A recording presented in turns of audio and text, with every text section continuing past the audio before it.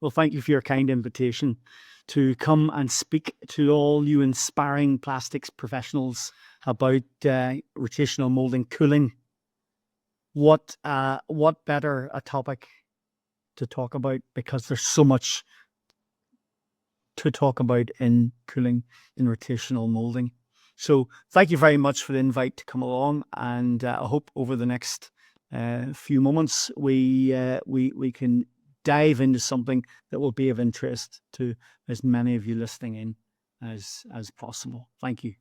So the hot topic, or when I saw the title for sustainability and innovation, I wondered, well, how can we as an industry consider our process to be sustainable truly if for more than 50% of the cycle it is uncontrolled? We allow rotomoulding to establish optimum cure, optimum mechanical properties in an environment which we don't apply,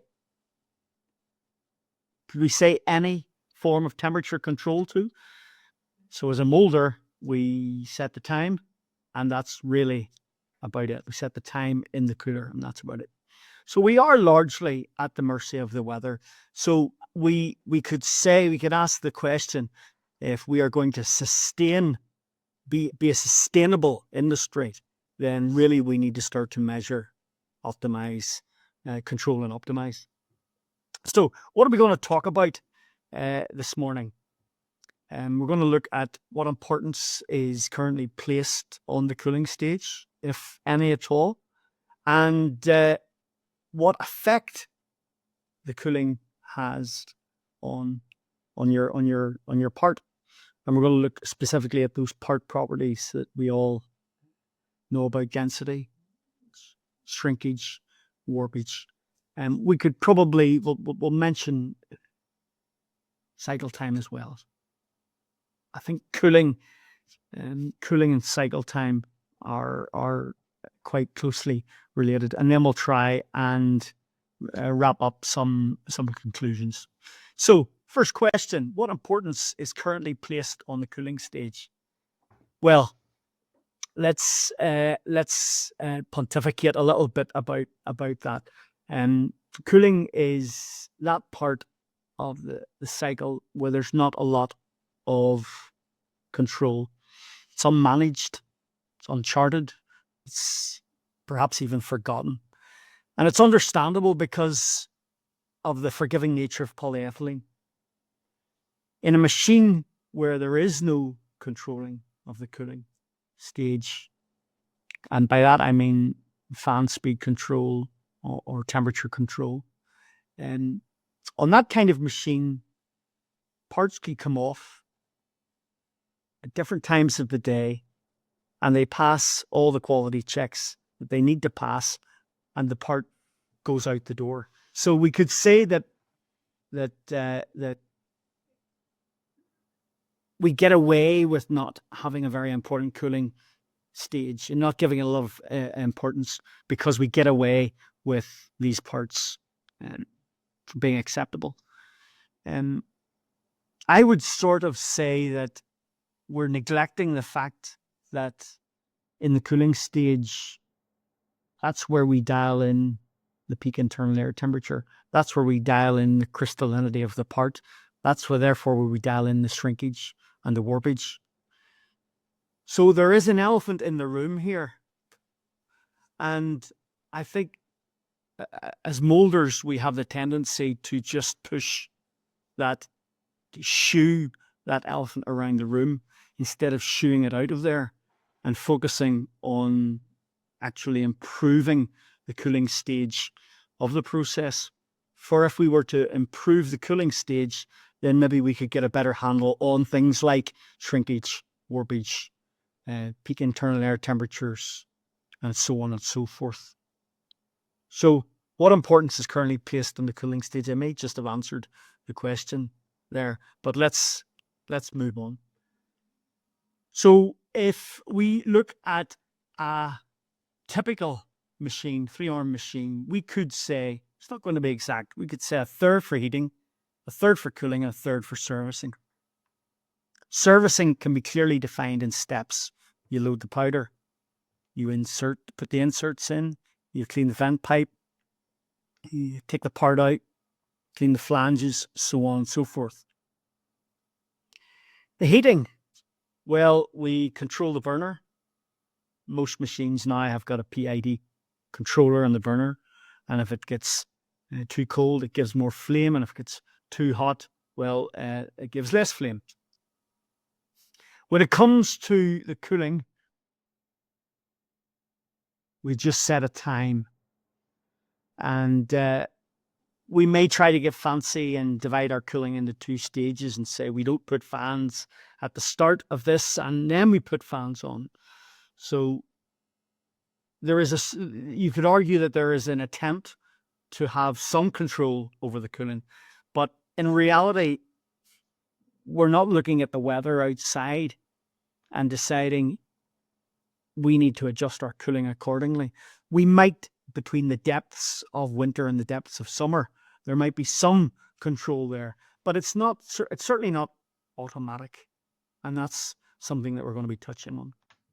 So, question for the audience. Based on this, what importance do you think is currently placed on the cooling stage? A, B, or C? We're going to try and keep it simple. So the cooling stage is very important. The cooling stage is as important as the other stages, but the cooling stage is not as important. Before we do a poll, which we're not actually going to do, I would reckon that we could say, I'm going to just put my neck out there and say the cooling stage is not as important as the other stages. Or at least we don't do as much to the cooling stage as we could do to the other stage, as we already do to the other stages. And this, as I mentioned, is clearly because there's no response to external ambient temperature changes, i.e. there's no fan speed variation. Oh, it's getting a little colder outside. Let's slow those fans down a bit. We're not saying that there's any kind of mixing between internal cooling and external cooling. I do know that there are some molders who have taken the step and do have like a butterfly valve to mix the external and the internal factory air together to try and get something resembling a consistent temperature.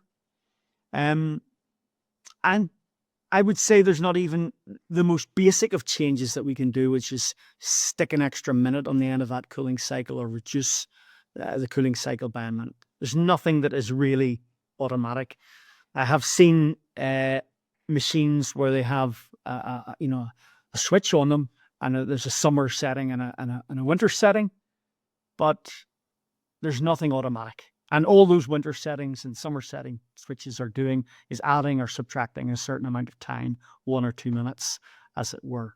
Okay. So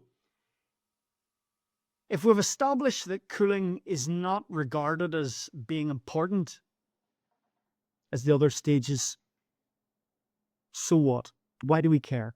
What effect, if any, does cooling have on our part properties? In other words, am I just raising a false alarm here? Or is there a reason why we should be perhaps giving our cooling a little bit more attention? So what effect, if any, does cooling have on part properties? And I'll just take a moment to show you on the photograph some of our nice moldings that we do on our rotor rocket. And the rotor rocket was something that I did quite a bit of work on, how cooling affects shrinkage and density within rotomolded parts. And I just think again, I have these things sitting in my office because I think they look rather pretty. My wife won't let me bring them home. So, did you know that the cooling stage determines the final values of density throughout the wall of the part? So it is in the cooling stage that polyethylene that you've spent a lot of money on, that polyethylene grade that you've chosen precisely, that you have to reach those properties for the part that you're sending out the door. Did you know where I'm sure you did, but can I remind you that it is in the cooling stage where those final values of density are dialed in? You could say, so what? Who cares? Well, actually, taking it an extra step, it wouldn't be important, except for the fact that the density impacts, determines the amount of shrinkage that you have, and therefore the amount of warpage that you have. And I just threw in the third one there, PAT. Not that density affects the PAT per se, but it's in the cooling phase of your cycle where the PAT is determined. It's not so much your oven that determines what your PAT is, but it's what your cooling bay is doing, which will determine what your PAT is. Your PAT being the peak internal air temperature of the mold. I put an asterisk beside the amount of shrinkage and amount of warpage because this is an operator nuisance alarm. So it affects the operator. Find the molds, the parts difficult to take out of the mold. They find that perhaps there's a little bit of warpage and on the part. And the issue we have with that is it's happened already to the part. Okay.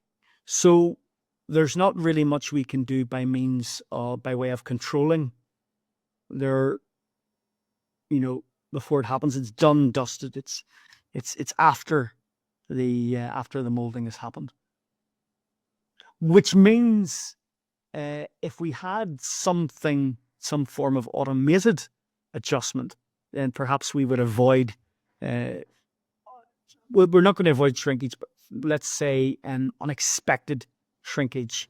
Let's say unexpected warpage, inconsistency of the moldings.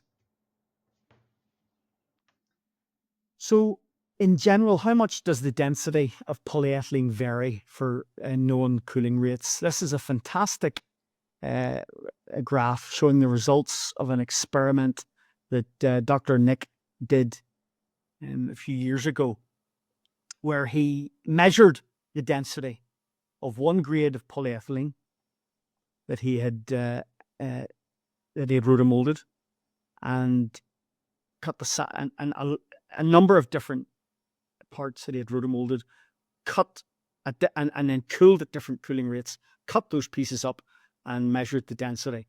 So on the left-hand side of the screen, we see that he molded a part and let it cool very, very slowly overnight, and it worked out at approximately 2 Celsius per minute cooling rate.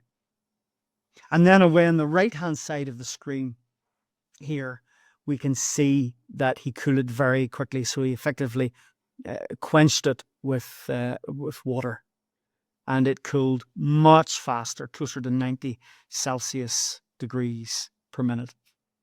And then there was a few in between, and we can see in and around the middle, we cooled it at the cooling rate for the ASTM standard.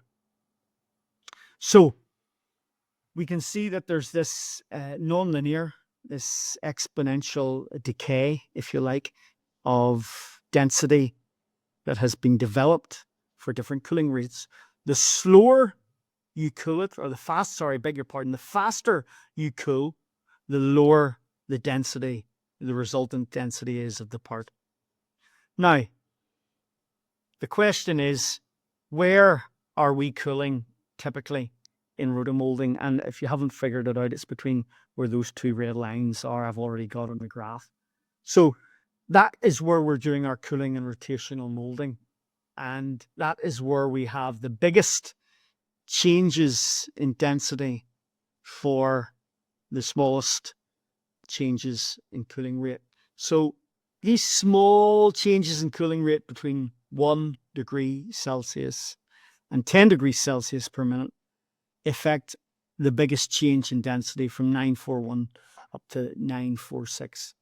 So a little bit of variation in cooling rate at this end of the graph here is bringing about a large change in the density. It's quite typical, isn't it? And that's where we are at. And that is why in rotomoulding, we can see a lot of these surprise parts coming out. Oh, the shrinkage is off, Oh, it's warped more than normal. Why is that? Well, it's because of the weather. It's because of what's happening outside. Because the weather does ultimately affect your cooling rates. It does effectively change the density that is being dialed in to your rotomolded parts. And even though you may say, well, we take the air from within the plant, well, I guess the ambient air inside your factory is still going to change. And you will notice that parts vary. A factory temperature changes between morning and night. That's pretty obvious. And it'll depend on where you are in the world as well. So why does this change in density affect our polyethylene so much? The next slide shows a couple of battalions of Roman centurions and Roman soldiers, and we've tried to demonstrate it in this little analogy. So you imagine a whole bunch of soldiers, and have been given the order to form into get all lined up and ready for battle. And fast cooling, they don't have a long time to get ready. Until the whistle is blown, they have to stop, and they have to stop organizing themselves. So they don't have a lot of time to get into their regiment, and so they're spread out. So it's like polyethylene doesn't get a chance to become dense and tightly packed. Slow cooling means the soldiers have been given plenty of time for them to get more tightly packed together. They're all standing at attention, shoulder to shoulder. And it's like the polyethylene has got a chance to become more densely packed. I apologize for all the polymer engineers out there who are having to listen to this this very basic example, and it is a lot more complex than what I've just described. But for my brain, that's about the extent at which I can go. So you don't, if it's fast cooling, you're not giving the soldiers very much time to pack in, and if it's slow cooling, you're giving them plenty of time to pack in. So how does this impact the actual polyethylene? So I have a few photographs here taken with scanning electron microscope, which is effectively a microscope that can go right in to the crystals and demonstrate the crystal growth. And we have two samples here. The one on the left is where it has had very fast cooling, and the crystals have been frozen in time. They haven't had a chance to get well organized and grow as a crystal. So they've been frozen in time. The one on the right has been with very slow cooling, and they have had a chance to grow. So these crystals they've been able to pack in tighter and provide a denser, a tighter packed area. So as a simple demonstration, the larger square on the left has the same amount of mass as the smaller square on the right, just to show that it's been packed in tighter. So faster water cooling equals smaller crystals and lower density, and slow air cooling is larger crystals and therefore a higher density. So what we learn from this is that higher density means more polyethylene in the same volume, which means the polyethylene must therefore shrink more to get to that point. So yes, and conversely, a lower density means lower shrinkage.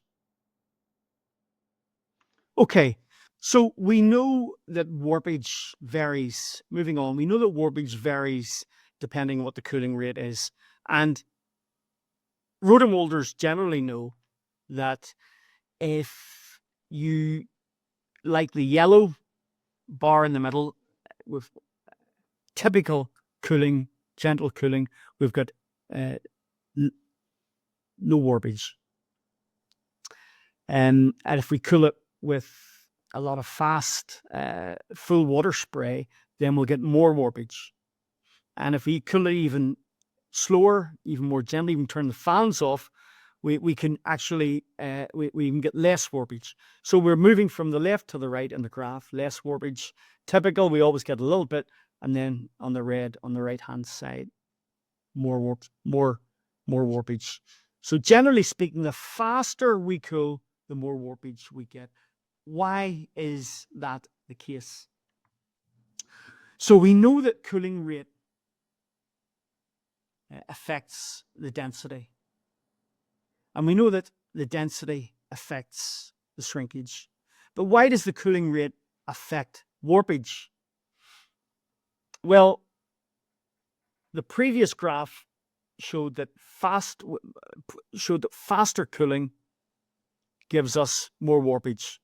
But we know that faster cooling rates give us less density, which gives us less shrinkage. But why does that have an impact on warpage? If we look at how the temperature, cooling rate effectively determines the temperature through the polymer. So if we look at a cross section here of a part cooling, and so what we've got is, I get my pointer going, we've got the metal mold wall here, and here we have a representation of the polymer. On the right-hand side of the screen, that is the inside of the mold. And on the left-hand side of the screen, that is the outside of the mold. And it's shown that we're cooling here with some airflow with the blue arrow. So when we measure internal mold air temperature, we're measuring the temperature on the right-hand side inside the mold, just where my pointer is showing. And the temperature will be at a certain level. On the outside, the ambient will be at a certain level. And because we're cooling, the tendency is going to bring that temperature down across the mold and the part. And because steel or aluminium, a metal, is a very good conductor, we can say that the temperature across the metal mold is going to be more or less a constant. Okay, it's going to be more or less constant. However, the temperature across the polymer is not going to be constant, because on the outside of the polymer it's closer to room temperature, and on the inside of the polymer it's going to be closer to what the internal air temperature is that you're measuring. So there will be a gradient. In other words, it's not going to be uniform in the temperature throughout the polymer. There's going to be differences in temperature. And it's those differences that are causing the warpage.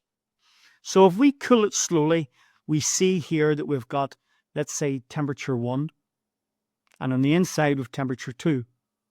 And the difference between temperature 1 and temperature 2 is quite low.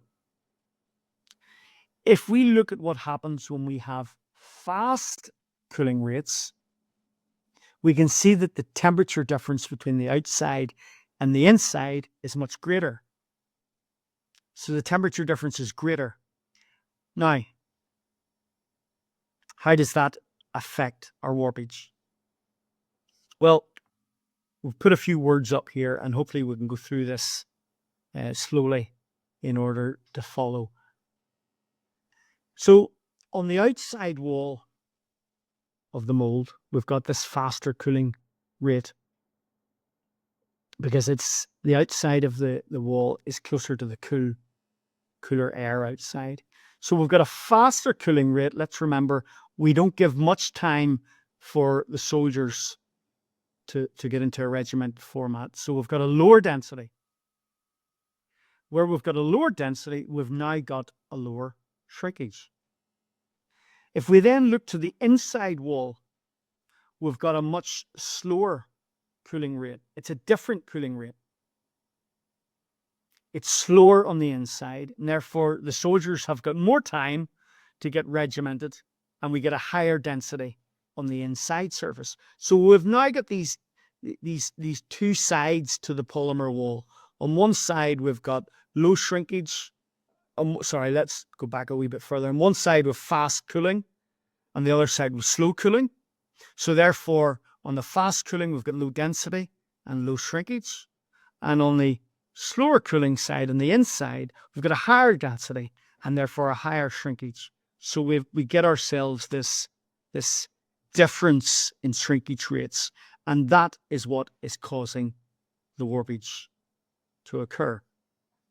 So if we look at the next slide, we've a representation of what that polymer part might look like.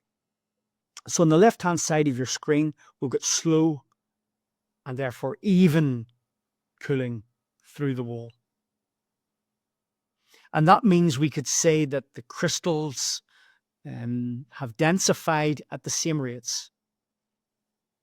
And therefore, the shrinkage will be the same on the inside as it will be on the outside. Now, there may be more overall shrinkage because the entire part has cooled down slower, but at least they will be the same on the inside and the outside. On the right-hand side of the screen, we have faster cooling, which means it's uneven through the wall.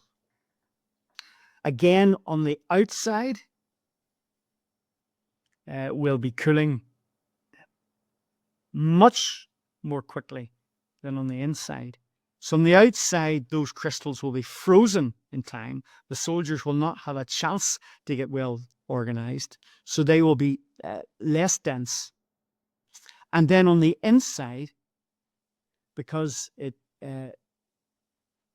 will be cooling dramatically slower than the outside, you will get this higher density on the inside of the part. Again, we've got this change on the inside and the outside, and that is what is bringing you the warpage.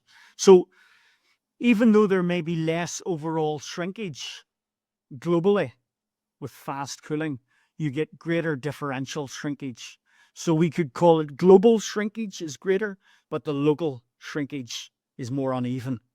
And it's the local shrinkage that brings about the warpage that we see in rotomolded parts. How can we measure that? Well, I couldn't do this presentation without throwing in a temperature graph. It's just not possible. So here is an internal air temperature graph. And using the pointer, the green shows you the air inside the mold, inside the mold. The red step here shows us the temperature of the air outside the mold or in the oven and then in the cooling bay. And then I put on a representation here of what the mold wall, the metal mold wall would look like. And it's in that red color there.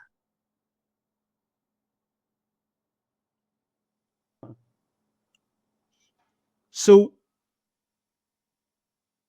in the previous slide, we talked about differentials in terms of temperature on the inside and on the outside. And what we would be measuring here to demonstrate those differentials would be the differences between the differences at a particular time. Let's say we go up at 11:30 here. The difference in temperature here is going to be 140 Celsius down to, what's that, about 95 Celsius. So you've got about a 50 degrees Celsius variation in in temperature between the inside and the outside. We can say that the air temperature is almost the same as the inside surface temperature of the polymer. Very little energy is needed to change the temperature of air, and a lot of energy is needed to change the temperature of the polymer. So we can therefore say that the air temperature is going to be pretty a very good reflection of what the actual polymer temperature will be. And the mold wall temperature on the outside is going to be about 50 degrees less than that, as shown in the graph. So the faster we cool a rotomolded part, the greater that distance will be between the internal air and the metal mold wall temperature. Okay. And the question would be, at what temperature difference do we start to get warpage? That's going to vary depending on many, many factors.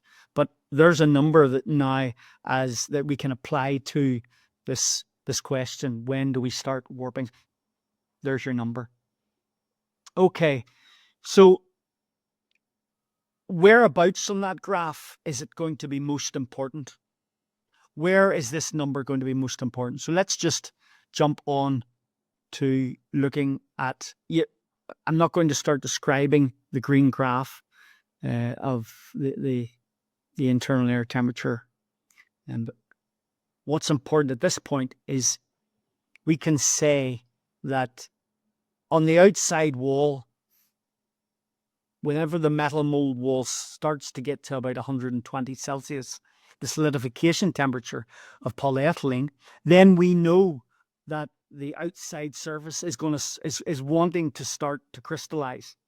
And if we draw a line vertically there from 120 Celsius, the solidification temperature of polyethylene, if we draw that line vertically, we can see that solidification really is starting at this point in time. So when you see your internal air temperature reading this kind of temperature, maybe 170 in this case, it's going to vary depending on the thickness of your mold, thickness of your part, and the cooling rate, of course.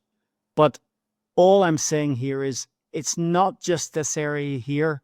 It's not just this horizontal plateau where we're wanting to control, but we could say that solidification is actually happening on the outside surface of the part away over here. Okay. When does it end? Well, on the outside surface of the mold at this point, at the end of the plateau, the outside surface is down to maybe 60, 70, 80 degrees Celsius.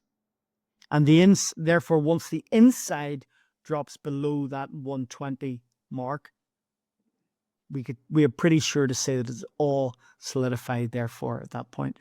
So you can see that the solidification on the internal air really happens across this red line here, which means it's very important.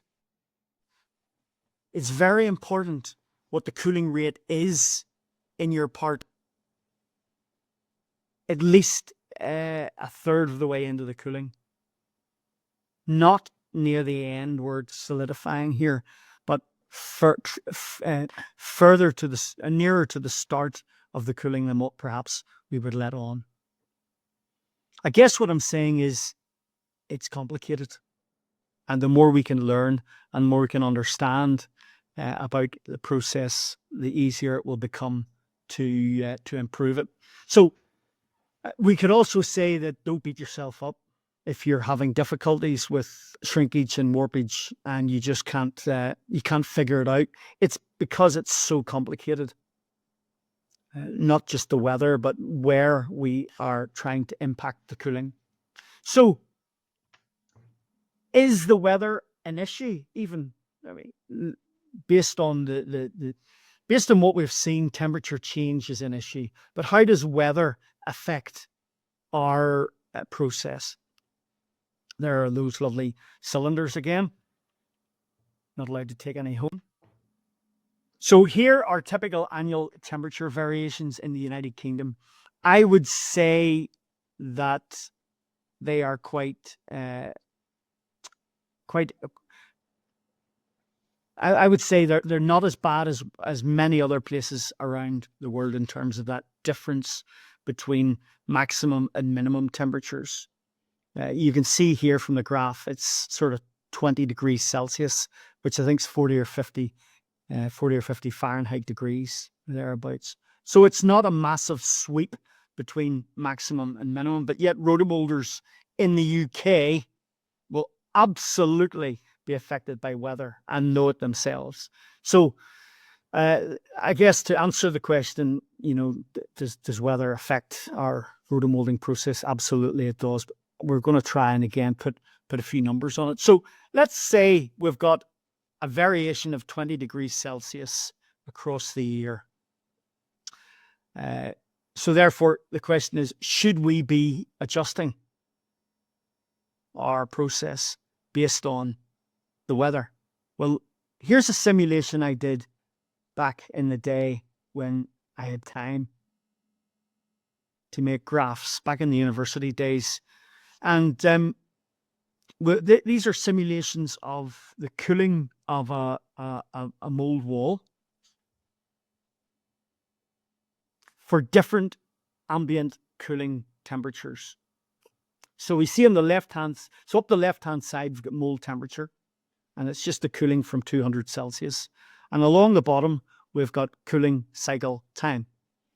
And we repeated this simulation for minus 17 degrees Celsius ambient outside, and 10 degrees, 20 and 30, and the Fahrenheit numbers are above it there.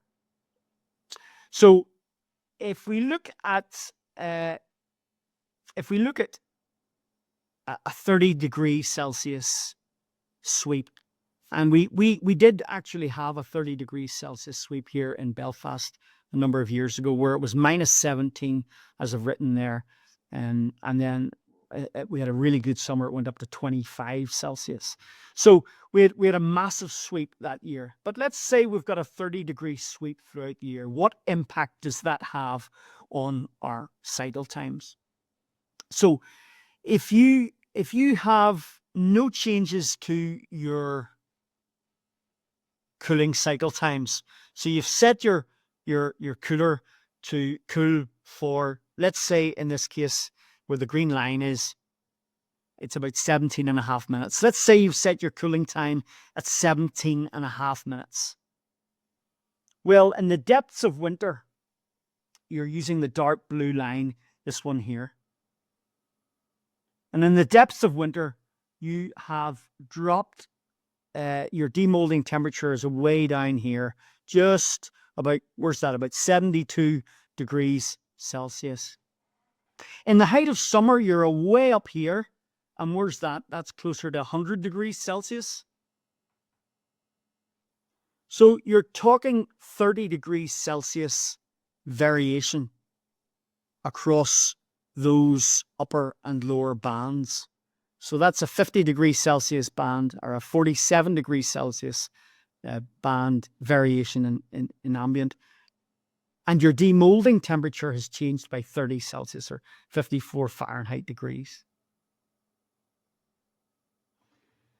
First of all, your operators are going to notice that it's hotter or colder to touch. But more than that, you have allowed your part to cool to different temperatures. And we'll touch on why that will affect the quality of your part in the next few slides. If we were processing based on temperature, in other words, we stop the cooling time whenever we get to the same demolding temperature. And in this case, let's say it's 90 degrees as horizontal line. So whenever the temperatures hit 90 degrees Celsius, we stop the cycle. There's a massive variation in cooling time of over 6 minutes there between the coldest day and the hottest day of the year. This wasn't very common. In fact, I don't remember it being such a sweep between minus 17 and plus 30 in 1 year here before. But I think there are some places in the globe where those kind of changes can be quite typical. Maybe not over the course of 1 day or 1 week or 1 month, but certainly seasonal, yes. So what we're saying here is that cooling is greatly affected by the ambient temperatures you get. Molders know this. And again, they'll have the switch, or they'll have some wizard in the factory with a pointy hat that will go and make adjustments. But why do we need to make those adjustments? Our weathermen can't even determine what the weather is going to be like. So how can we ask our wizards in our factories to determine what the weather is going to be like and make sure you change the cycle accordingly? It's just simply not going to happen. So let's move on. What effect does the mold shape and its constraints have on shrinkage? We're not going to, this is a quick overview here, but it's just so that we can remember on the previous slide, I want you to bear in mind the demolding temperature, which varies, okay? So, let me move the pointer out of the way. So the geometrical constraints mean the part, no geometrical constraints mean the part is free to shrink. So here we are, no constraints, shrinks, easy, no problem. Now, if we do have constraints, and what are our constraints going to be? Well, we could put in a parting line, which has been very badly maintained, and we've now got polymer sticking there. And so when we begin to cool, we're holding it in place. There's another massive constraint that we have within our molds, our vent pipes. And so if we put a vent pipe constraint in, it's going to hold the mold in place as well. So now we've got different cooling at the top of the mold around the vent pipe where it's being held in place, perhaps at the side where the vent pipe, or at the side where the parting line, I beg your pardon, it's holding it in place. And we could have then, where there are no constraints, the part has been allowed to lift off the bottom of the mold, for example. So this is another reason why in rotomoulding, it's so difficult to determine how a part is going to turn out, and even more difficult to know how a part is going to turn out when we're not controlling the ambient and we're not controlling our demoulding temperatures. Because all what I'm showing you here is being greatly affected by that temperature that you demold at. How does shape affect? Well, oh my goodness. That is, it's really hard to simulate that. I know there are some studies going on, have been for years at the universities, and I'm not sure if we've yet got a good handle on exactly what's happening within the mold. So here's just obviously a few very basic schematics showing how uneven cooling in a deep rib will affect your overall warpage and your shrinkage. And this is where we would perhaps put in airflow vortex movers to make sure that deep ribs get cooled at the same rate as everything outside. So there's a ton of local shrinkage and local warpage going on around the mold simply because we are not able to control the temperature changes very well. It's worth mentioning at this point that the more fans that we turn on in our cooling, the greater that differential is going to be around the mold between these deep ribs and the outside surface. If we turn the fan off, then you could say that we stand the best chance of having even cooling around the mold. The same happens in the heating side as well. If you turn your heating fans down, then you get better wall thickness distribution on the mold. But that's another presentation. So here is just to summarize the effect that the weather is having on your cooling rate. It's going to change where your peak internal air temperature is. It can either, if the cooling rate is slower than normal, i.e. it's warmer outside, that cooling will, let me just see if I can mark this, that cooling will perhaps overshoot. And if it's faster, if the cooling rate is faster than normal because it's very cold outside, that may start to cool quicker.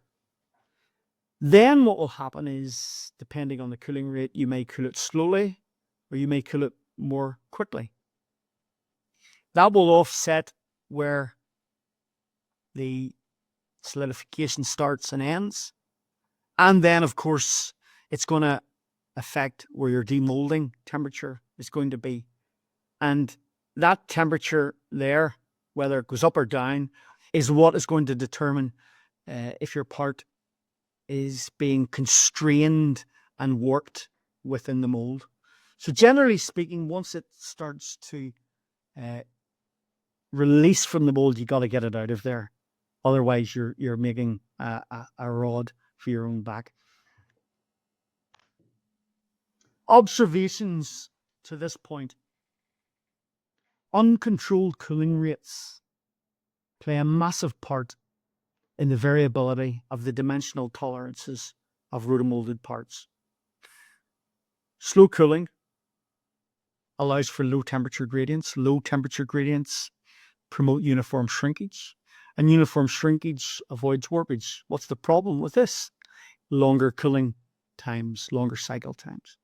So what do? Well, we speed up things, but fast cooling demands higher temperature gradients. Higher temperature gradients bring about differential shrinkage, and then differential shrinkage brings us about warpage. But we've got shorter cooling times. So it depends where you want to fall on that line. And my point is, like deposit, well, perhaps we can decide where we want to be on that line instead of being at the mercy of the weather. So shrinkage, differential shrinkage, warpage, cooling rates are all very difficult variables to understand, and yet with no control over them in our machines. We certainly can't control the weather, so the best we can do is to try to control our machines as best we can. And what in a brand new world, we would like, what would we want to see? We'd want to see compensation for ambient temperature variations. Well, it's not really a brand new world. I mean, I'm perhaps being a bit too dreamy there. In a brand new machine, what would we like to see? We'd like to compensate for ambient temperature variations. We'd like to determine what's the fastest cooling we can get away with. And then we want to set that in. We want to dial that in and know we can go and leave that machine and we're going to have the desired cooling rate that we're after. And then we can say what our fixed and controlled temperature cycles should be like.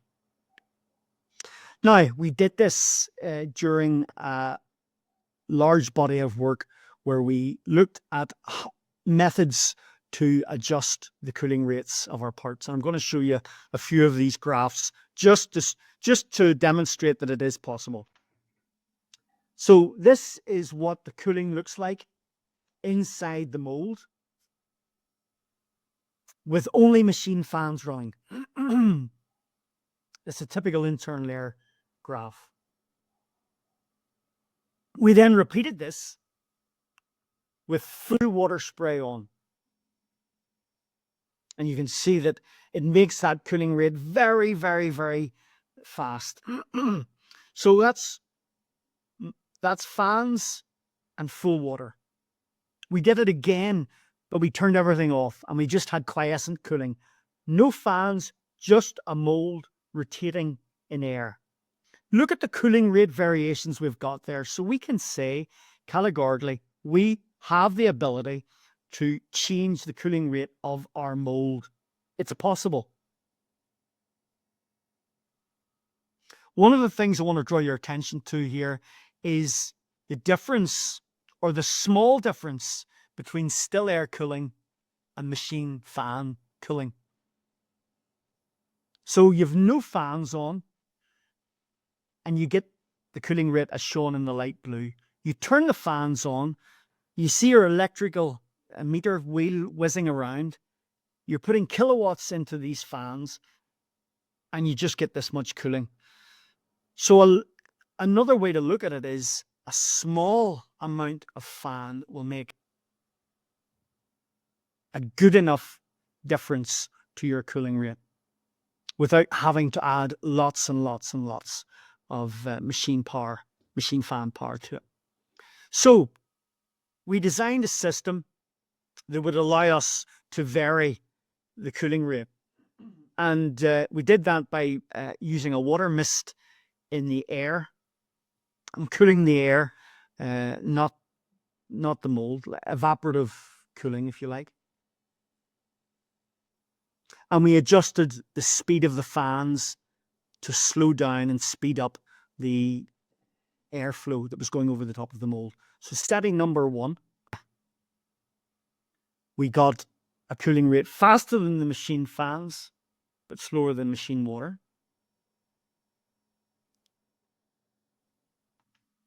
Setting number 2, we sped it up a little bit, but not as much as machine water. And we probably don't want to speed it up too much more, but just because we could, we did. And we turned on setting number 3. And we did it one more time. So what this proves, what this demonstrates, is that it is possible with good machine control to alter the cooling rates that we can have in our machines. And you could all go and do this either on your machine, genuinely do it on your machine, or you could maybe with some minor mechanical additions get a system up that gives you this kind of cooling variations. The key is, can we do this? Can we do this automatically? And that's where we're wanting to get to. So just to confirm, this was the increased cooling rate applied over the entire cycle. And the best thing was it was all done on the same day, on the same machine and the same mold. So it is possible. And there's the machine there that I was telling you about. It was effectively a series of inverter controls and that control the fan, and controls that allowed us to vary the amount of water we were pouring into the system. So it is possible. These are the 3 things that cooling rate will affect in your cycle. It's not just cycle time, but it is your peak internal. Because remember, you can see here, peak internal air temperature happens outside the oven. It will affect your cooling rate and your demolding temp. So conclusions, where are we heading? We want to minimize differential shrinkage by improving the control of our cooling rates. Since we can't control the weather, let's at least try to control something, maybe our fans. And I would caution you, controlling anything in your process without monitoring temperatures is a blind man on a galloping horse. So be careful with that. So there we go. That is the end of my SPE presentation on cooling. And I thank you all very much for your time. There's a QR code here. And if you take a snap of that with your phone, it'll take you to a link and you can download this presentation and watch it at your own pleasure. So thank you very much indeed for your time and your attention. And now I believe if we have any questions, we are happy to take them. Thank you.